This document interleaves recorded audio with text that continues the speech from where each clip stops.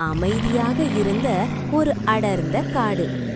அந்த காட்டின் நடுவே திடீரென்று ஒரு ஜீப் வேகமாக வந்து கொண்டிருந்தது.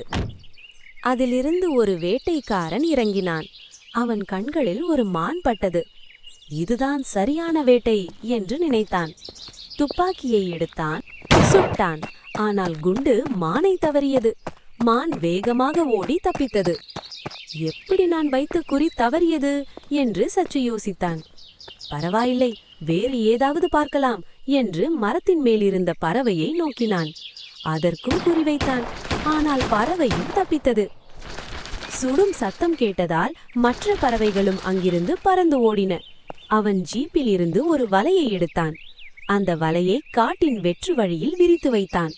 அதன் மேல் தானியங்களை தூவினான். பிறகு ஒரு பாறையின் பின்னால் ஒளிந்து காத்திருந்தான். சிறிது நேரத்தில் 2 புறாக்கள் அங்கு வந்தன. அவை தானியங்களை கொத்தி கொத்தி சாப்பிடத் தொடங்கின. இன்னும் சில புறாக்களும் சேர்ந்தன.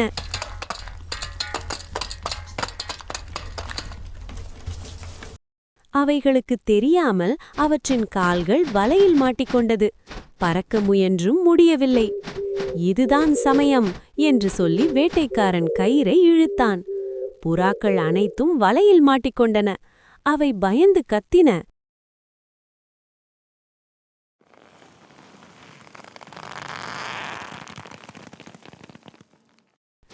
அவன் அந்த வலையை ஜீப்பில் ஏற்றி இன்று நல்ல சாப்பாடு என்று மகிழ்ச்சியுடன் வீட்டுக்கு புறப்பட்டான்.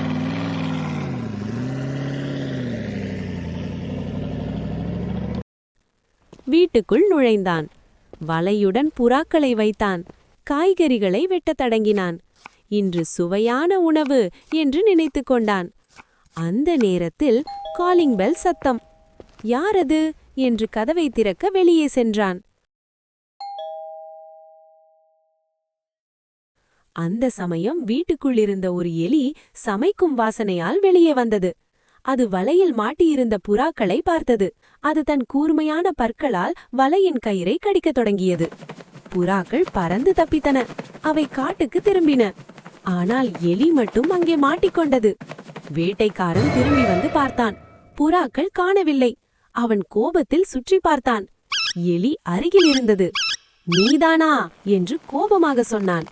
எலியை மரத்தில் கட்டினான். துப்பாக்கியை எடுத்தான், குறிவைத்தான்.